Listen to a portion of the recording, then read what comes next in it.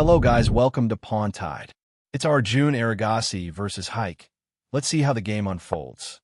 I remember Arjun playing the Grunfeld defense from time to time, but almost never the King's Indian. This defense is a rare guest at top-level chess, but it's a strong statement that Black does not come to the fight, just get half a point. It's the hot variation these days. White would benefit from the exchange of knights. Although he has more space, and in theory exchanges help Black, here the exchange of knights would reduce Black's chances of activity and open the A-file, which is in White's best interest. Although this leaves a hole on B4, it is an absolute must to stop Black from playing A5, A4. The square B4 has little significance since Black can't use it to his advantage. Hashtag, all of this had been played before, but the real game was about to kick off. Faithful to his own style, Arjun can't wait to seek complications and starts advancing the H-pawn, trying to create some weaknesses around the White king. The engine doesn't love this move, but it does not matter, I do. Erigasi is well known for taking risks and pushing the beyond the limits. Here we go. Objectively, this cannot be good. Black's is advancing against a well-prepared army with pieces placed in nice positions. How can this work? The position is messy, exactly the kind of position where Erigasi performs best. Martirosyan doesn't shy away from the fight either. The knight on F5 is a monster and is the only way forward. Not a bad move, but I dislike the idea of defending the pawn is such a primitive way. White should have trusted his development advantage and sacrificed the B2 pawn, which is risky to take anyway. The computer hates Black's position, but I can only admire Erigasi's ability to keep the tension and create chances.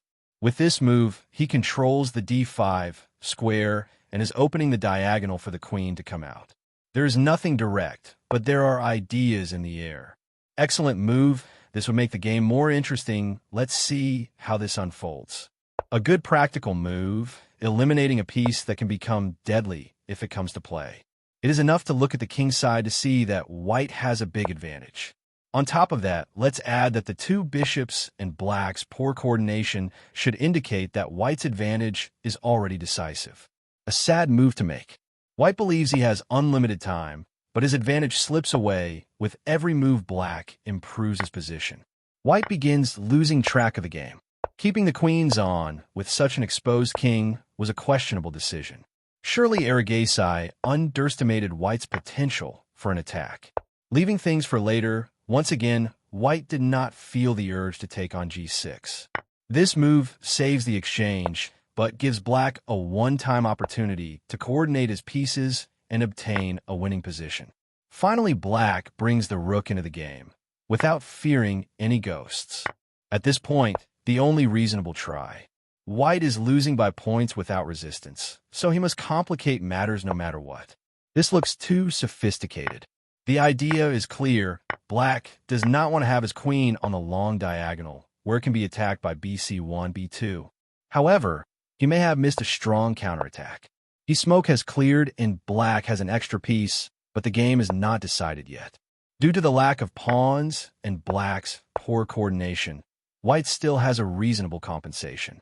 A questionable practical decision, since now the rook is free on the king's side.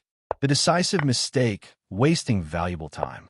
Tactics decide games, and this one, although, is as simple as it is lethal. Excellent technique, guarding the pieces and keeping the B-pawn as the winning card. The game is decided.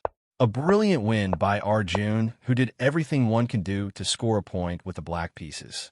Thank you for watching the video. Like, share, and subscribe to Pawn Tide.